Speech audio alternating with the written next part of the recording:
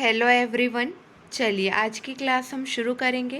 पहला प्रश्न देखिए, भारत के अब तक के इतिहास में पहली बार किस पड़ोसी देश ने भारत को सीमेंट का निर्यात किया है? सही जवाब है नेपाल। भारत के अब तक के इतिहास में पहली बार पड़ोसी देश नेपाल ने भारत को सीमेंट का निर्यात किया है। अगला प्रश्न, राष्ट्रीय खेल महाकुंभ की मेजबानी पहली बार कौन करेगा? 4 ऑप्शन दिए गए हैं। सही जवाब है गुजरात। राष्ट्रीय खेल महाकुंभ की मेजबानी पहली बार गुजरात करेगा। अगला प्रश्न, कहाँ के राष्ट्रपति ने जर्मनी, भारत, चेक गणराज्य, नॉर्वे और हंगरी से अपने राजदूतों को हटाने की घोषणा की? सही जवाब है यूक्रेन। यूक्रेन के राष्ट्रपति जेलेंस्की ने जर्मनी, भारत, चेक गणराज्य, नॉर्वे और हंगरी से अपने राजदूतों को हटाने की घोषणा की। अगला प्रश्न, फॉर्मूला ई रेस की मेजबानी कौन करेगा? सही जवाब है हैदराबाद। फॉर्मूला ई रेस की मेजबानी हैदराबाद करेगा। अगला प्रश्न, 13 एक्सप्रेस वे वाला देश का पहला राज्य कौन बन गया है? सही जवाब है उत्तर प्रदेश। 13 एक्सप्रेस वे वाला देश का पहला राज्य यूपी बना है। इसकी आधारशिला सीएम योगी ने रखी है। अगला प्रश्न, निम्न में से कहाँ 2022 का वैश्विक जैव विविधता सम्मेलन आयोजित किया गया? सही जवाब है बॉन, जर्मनी। 2022 का वैश्विक जैव विविधता सम्मेलन बॉन, जर्मनी में आयोजित किया गया। अगला प्रश्न, किसके उन्मूलन के लिए पंचायती राज मंत्रालय और स्वास्थ्य एवं परिवार कल्याण मंत्रालय के केंद्रीय प्रभार के बीच समझौता ज्ञापन पर हस्ताक्षर हुए? सही जवाब है टीबी उन्मूलन। टीबी उन्मूलन के लिए पंचायती राज मंत्रालय और स्वास्थ्य एवं परिवार कल्याण मंत्रालय के केंद्रीय टीबी प्रभार के बीच समझौता ज्ञापन पर हस्ताक्षर हुआ। अगला प्रश्न, वाराणसी में अक्षय पात्र शुभारंभ किसने किया? सही जवाब है पीएम नरेंद्र मोदी ने शुभारंभ किया है। अगला प्रश्न, राष्ट्रीय खेलों की मेजबानी पहली बार कौन करेगा? 4 ऑप्शन दिए गए हैं। सही जवाब है गुजरात। ध्यान देंगे, गुजरात में 36वें राष्ट्रीय खेल महोत्सव की घोषणा की गई है। गुजरात पहली बार इस तरह के राष्ट्रीय स्तर के खेल उत्सव की मेजबानी करने जा रहा है, जिसमें देश भर से 25,000 से ज़्यादा एथलीट हिस्सा लेंगे। आयोजन 27 सितंबर से 10 अक्टूबर तक किया जाएगा।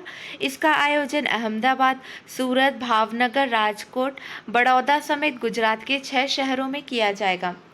अगला प्रश्न, air cargo forum India ACFI के अध्यक्ष कौन बने हैं? सही जवाब है यशपाल शर्मा अध्यक्ष बने हैं। Yashpal Sharma air cargo forum India ACFI के नए अध्यक्ष बने हैं। इन्होंने साइरस कटगरा का स्थान लिया है। ACFI का देखिए, इसका मतलब जान लीजिए, कार्गो ऑपरेशन की समस्याओं को सुलझाने के लिए सभी संबंधित एजेंसियों द्वारा गठन किया गया एक संगठन है। इस फोरम का उद्देश्य आयातकों, निर्यातकों सहित कार्गो से जुड़ी सभी एजेंसियों को सुविधाएं प्रदान करना है। अगला प्रश्न, निम्न में से किस मंत्रालय द्वारा हाल ही में मिशन वात्सल्य के लिए नए दिशा निर्देश जारी किए गए हैं?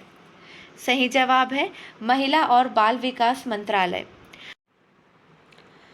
महिला और बाल विकास मंत्रालय ने हाल ही में मिशन वात्सल्य के लिए नए दिशा निर्देश जारी किए हैं, जिसके मुताबिक राज्यों को केंद्रीय धन और लाभों तक पहुंचने के लिए मिशन वात्सल्य के आधिकारिक और मूल नाम को बनाए रखने के लिए कहा गया है।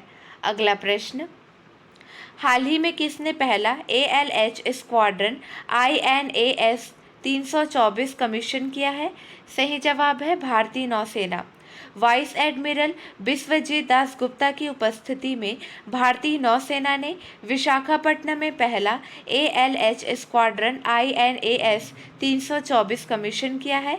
यह एक स्वदेशी रूप से डिज़ाइन और निर्मित उन्नत हल्के हेलीकॉप्टर MK3 हेलीकॉप्टरों का संचालन करती है। अगला प्रश्न, संयुक्त राष्ट्र द्वारा जारी रिपोर्ट के मुताबिक पिछले 15 वर्षों में भारत की कुपोषित आबादी घटकर कितनी हुई है? सही जवाब है 224.3 मिलियन हुई है। संयुक्त राष्ट्र के द्वारा जारी रिपोर्ट के मुताबिक पिछले 15 वर्षों में भारत की कुपोषित आबादी घटकर 324.3 मिलियन हुई है, लेकिन विश्व भर के दूसरे सबसे अधिक आबादी वाले देश में मोटापे से ग्रस्त वयस्कों और एनीमिक महिलाओं की संख्या में वृद्धि हुई है।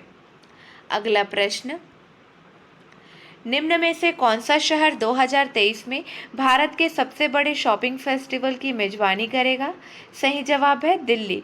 मुख्यमंत्री अरविंद केजरीवाल ने घोषणा की कि दिल्ली अगले वर्ष 28 जनवरी से 26 फरवरी तक 2023 में भारत के सबसे बड़े शॉपिंग फेस्टिवल की मेजबानी करेगा।